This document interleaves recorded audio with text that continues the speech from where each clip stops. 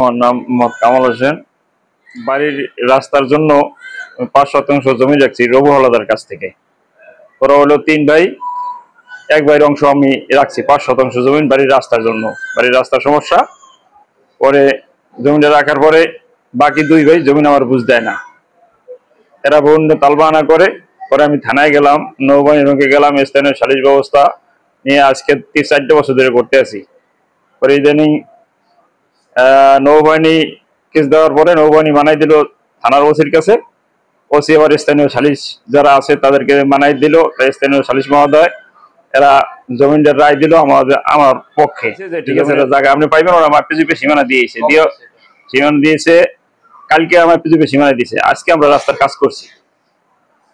কাজ বাজ করার পরে ওরা ওদের মেজো ভাই জলিল হাওলাদার, জলিল হাওলাদার ছেলে, আমি সন্ধ্যার সময় মাগরিব নামাজ পড়তে যাবো বাজারে, নামাজের উদ্দেশ্যে সুইমিং বোর্ডের মসজিদের দিকে রওনা দিছি। এখন ওরা টল করে কাজ করে, জালের কাজ। এটা হলো কোরালিয়া বাজারে, কোরালিয়া বাজার, বর্তমানে বুধবাড়ি বাজার। ও বাজার ওখানে কাজ করে। আমি যাইতেছি, আমার পিছনে ডাক দিছে সুজন হাওলাদার, ওর সাথে আরো লোকজন ছিল বাড়ির। ডাক দিয়ে আমার জিজ্ঞেস করতেছে আমি আমার রাস্তা মানছেন কার কথা মতো, রাস্তা মানছি কার কথা মতো, এটা তুমি কি প্রশ্ন করলা বেটা? তোমার বলছে রাস্তা বানাচ্ছেন কার কথা মতো, কে দামের রাস্তার বুঝতেছে, এত সাহস কে? যারা সালিশ ব্যবস্থা করছে তুমি জিগিয়ে দাও তারা কিভাবে দিলে। হ্যাঁ, এইটুক কথার পরে ও আমার পিছনে কোনো আক্রমণ করে, ওর হাতে জাল কাটার ছুরি ছিল, ও ছুরি দিয়ে আমার শরীরে আঘাত করে, আমার নাকে মুখে আঘাত করছে। এরপরে ধরাধরির উপরে আর লোকজন ধরার পরে ও আমার পিছের দিকে ওখানে ইটের আছে, নাসিমের দা ইট টেনে থুইছে, ইট বিক্রি করে ওখানে আর কি, ইটের খোলা।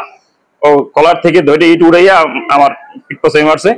মারার লগে লগে আমি ওখানে বসে পড়ে গেছি, লোকজন আমার দরাদরি করে ধরছে। কাগজপত্র আমার লিগাল। এখানে আমার নৌবাহিনী থেকে অর্ডার দিছে, হ্যাঁ জমিন আমি প্রাপ্য। থানা থেকে অর্ডার দিছে জমিন আপনি পাবেন। স্থানীয় সালিশি বলছে যে তাদের কাগজপত্র রাইট, তোমরা জমিনটা তাদেরকে বুঝিয়ে দাও। ওখানে কাজ করে, জালের কাজ করে, হাতে ছুরি ছিল সুজন হাওলাদার। আমিও সকাল থেকে ওর পাশাপাশি উপস্থিত ছিলাম, আমি কিন্তু ওর একটু দূরে উপস্থিত ছিলাম। আমিও কাজ করি, আমিও জালের কাজ করি। করলে ও আমাকে উদ্দেশ্য করে ফলো করে, সকাল থেকে ওই টার্গেটে গালিগালাজ করে, বা আমার বংশ, আমার ভাই ব্রাদার যাবতীয় অনেক কিছু করে। আমি এটার কোনো প্রতিফলন ঝামেলা হবে এই জন্য আমি বলি নাই। তো আমি বাসায় ফোন দেই নাই, কারো কাছে ফোন দেই নাই।